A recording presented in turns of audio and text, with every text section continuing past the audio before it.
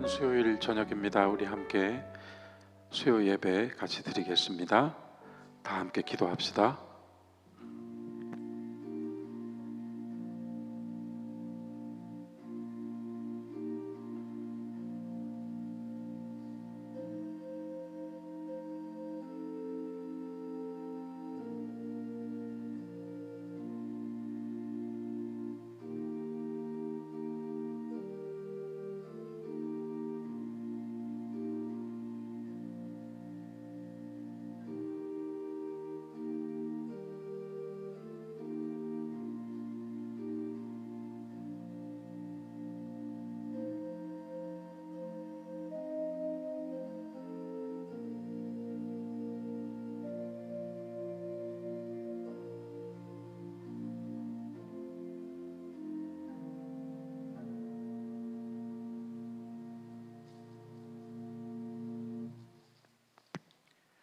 찬송 382장 1절, 2절, 간주 4절 부르겠습니다.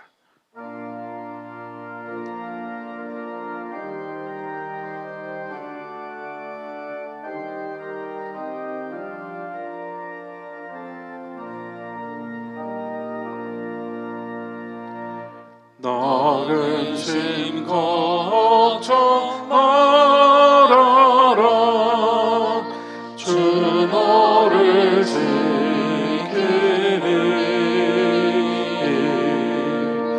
주 날개 밑에 걸어라.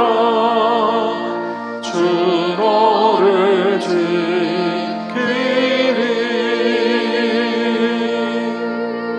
주 너를 지키리. 아무 때나 어디서나 주 너를 지키리. 늘 지켜주시리.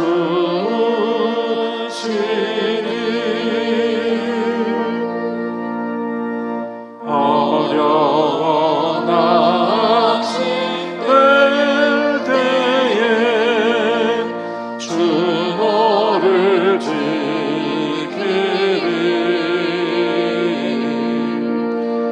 위험한 일을 당할 때 주 너를 지키리.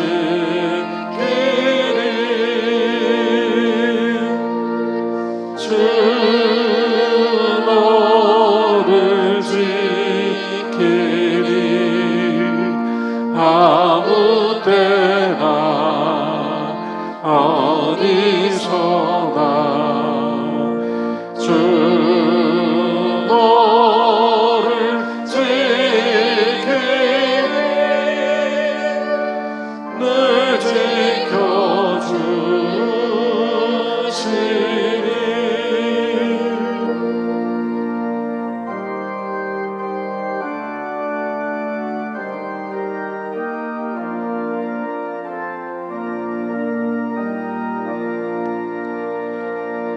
어려운 시험 당해도 주 너를 지키리.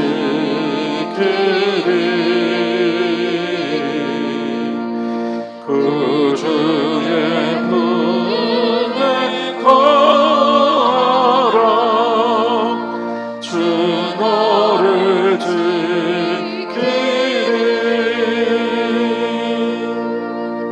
주 너를 지키리. 아무 때나 어디서나 주 너를 지키리. 늘 지켜주시리.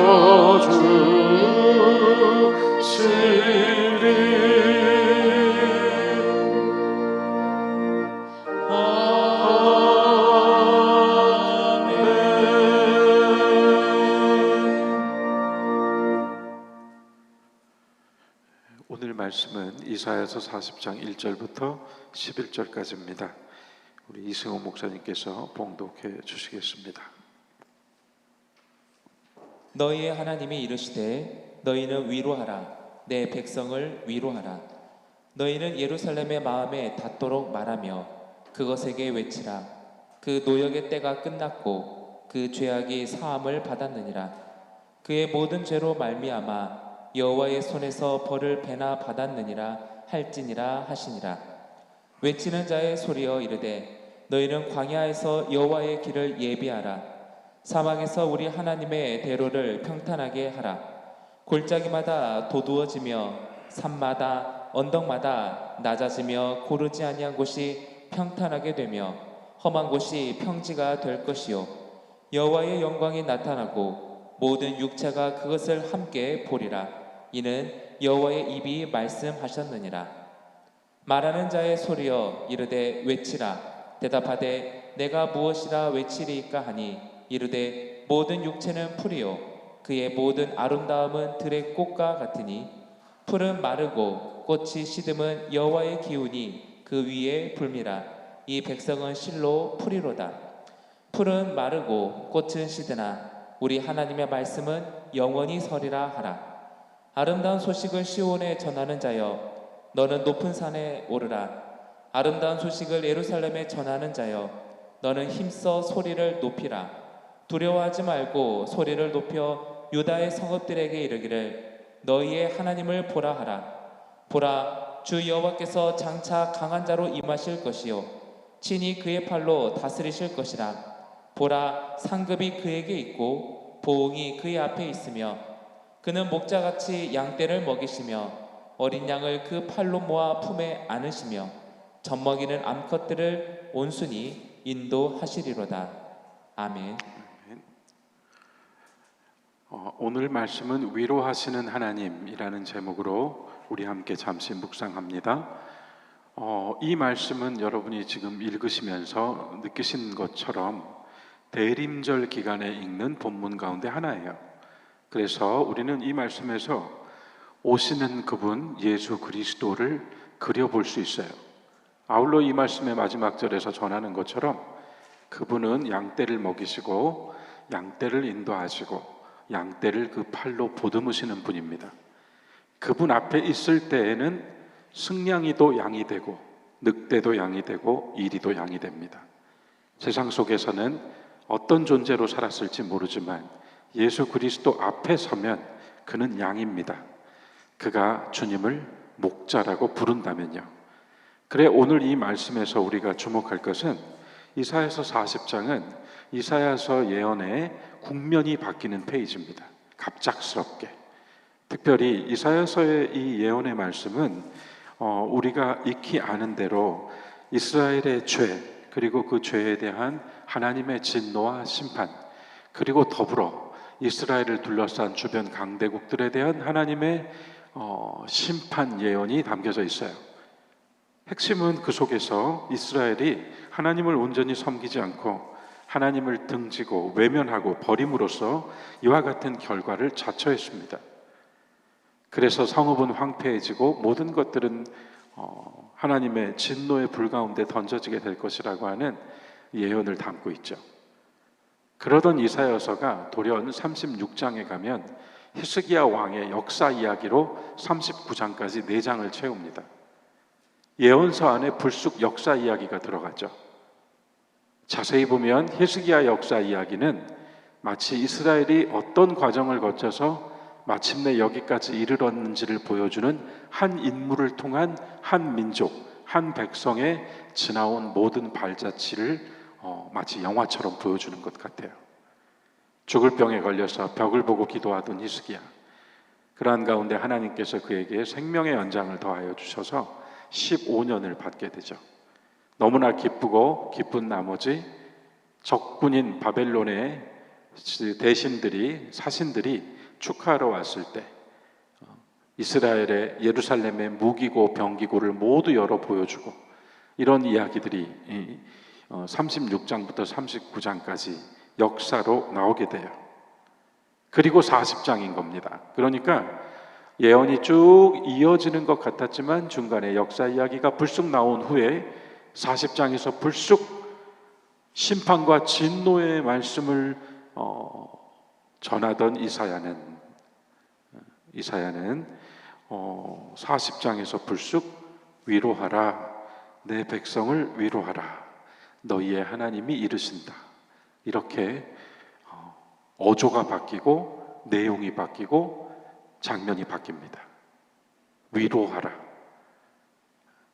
이스라엘이 자처하여 당하고 있는 고난과 시련 속에서 하나님이 그 얼굴을 가리셨을 때 이스라엘은 고통스러웠어요.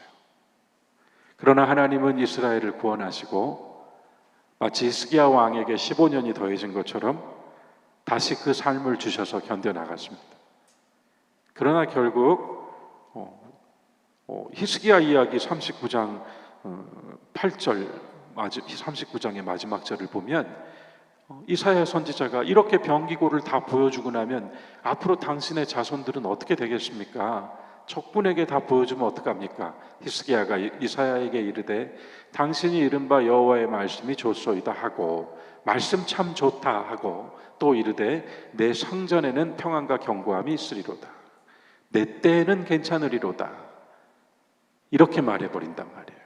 미래를 보지 않고 장차를 생각하지 않고 자기 자녀들의 앞날을 걱정하지 않고 내 때에는 괜찮을 것이다.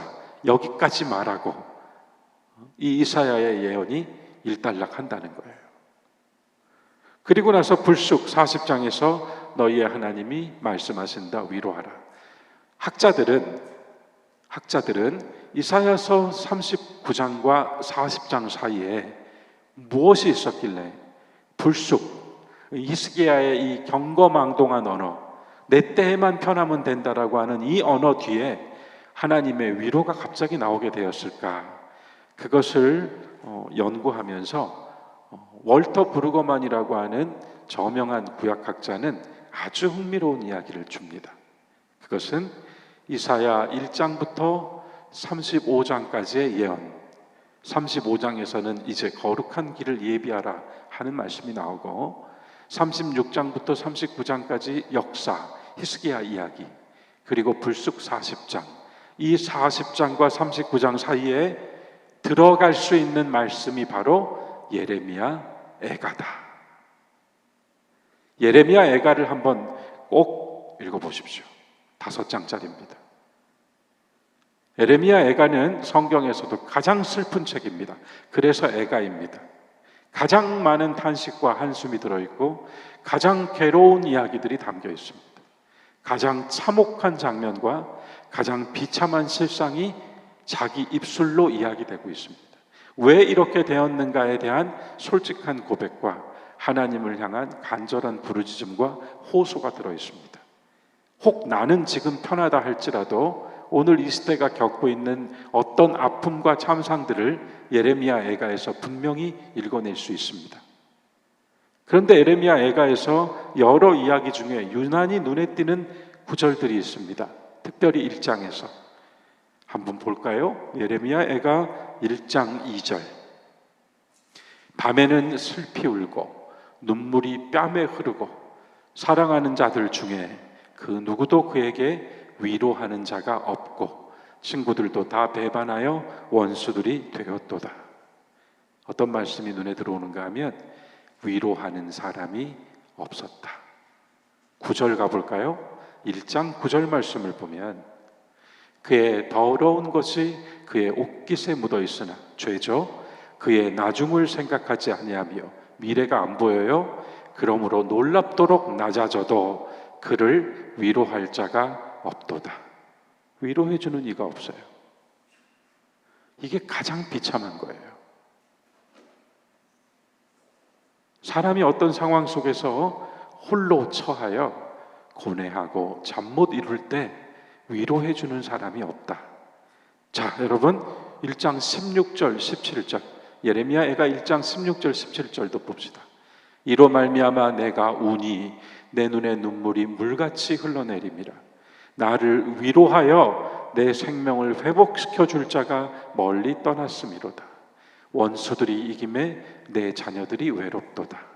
17절 시온이 두 손을 폈으나 그를 위로할 자가 없도다. 손을 높이 들어 부르짖고 있지만 그를 위로할 자가 없도다. 예레미야 애가에서 계속 반복되고 있는 겁니다. 가장 큰 슬픔이 뭐예요? 위로해 주는 사람이 없어요. 21절까지 보죠. 21절 말씀을 보면 그들이 내가 탄식하는 것을 들었으나 나를 위로하는 자가 없으며 나의 모든 원수들은 내가 재난당하는 것을 듣고 주께서 이렇게 행하신 것을 기뻐하나이다. 그러나 주께서 그 선포하신 나를 이르게 하셔서 그들이 나와 같이 되게 하소서. 역시 위로하는 사람이 없습니다. 브르거만의 시각은 바로 이거예요. 예레미야 애가의 이 깊은 슬픔과 탄식의 깊은 차원에 놓여 있는 가장 큰 아픔은 위로해 주는 사람이 없다. 하나님의 위로가 없다. 그런 슬픔과 고통을, 나라를 빼앗긴 서름, 성전을 회파당한 서름, 자기가 살던 터전을 잃어버린 서름, 가족들을 잃어버린 서름, 그 모든 아픔과 역사 안의 고통들을 다 끌어안고 있는 이스라엘이 탄식하고 부르짖을 때, 아무도 위로해 주지 않았을 때 마침내 하나님께서 위로하는 목소리를 들려주신 거예요. 그래서 이사야서 40장이 소중하고도 소중한 겁니다. 누구도 위로해 주지 않을 때 내 백성에게 너희는 위로해 주어라. 하나님이 이르시되 너희는 위로하라. 내 백성을 위로하라. 마침내 하나님으로부터 위로의 음성이 들려온 겁니다. 위로가 끊어졌던 자리에 하나님의 위로가 나타났을 때 인간은 다시 소망하고 다시 힘을 추슬러 일어설 수가 있었던 거죠. 이사야 40장, 이 새로운 페이지는 바로 그렇게 새로운 기쁜 소식이 들려오는 기가 막히게 좋은 장면이에요. 그래서 크리스마스를 앞둔 대림절 기간에 이 말씀을 읽습니다. 이제 모든 노역의 때가 끝났고 그 모든 죄악들이 사함 받았느니라. 2절 말씀. 그의 모든 죄로 말미암아 여호와의 손에서 벌을 이미 배나 받았느니라. 하나님께서 명령하세요. 외치는 자의 소리여, 너희는 광야에서 여호와의 길을 예비하라. 여러분, 우리가 대림절 주간 보내면서 주일 말씀으로 나눴잖아요. 길을 예비하라. 길을 예비하라. 그런데 누구한테 시켜요? 외치는 자에게 시켜요. 하나님의 위로가 전해져야 되잖아요. 전해줄 사람이 필요한 거예요.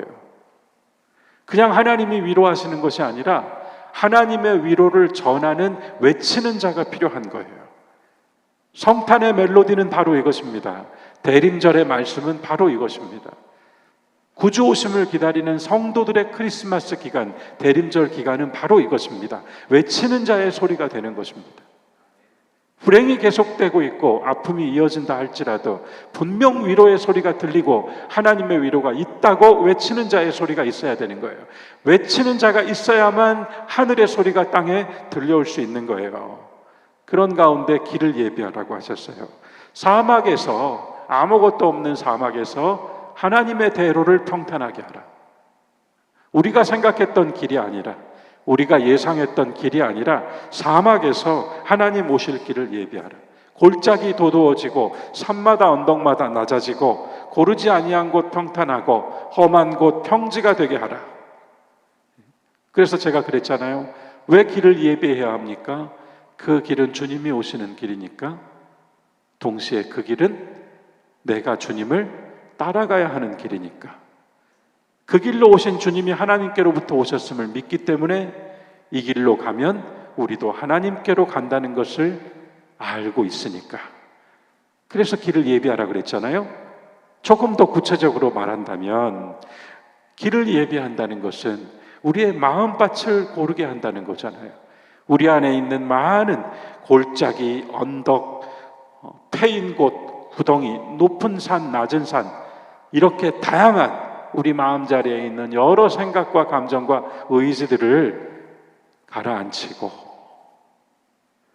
오롯이 주님께서 오시는 길로서 기다리고 소망하며 은총과 자비를 바라는 마음으로 하나님의 위로를 받아드는 거예요.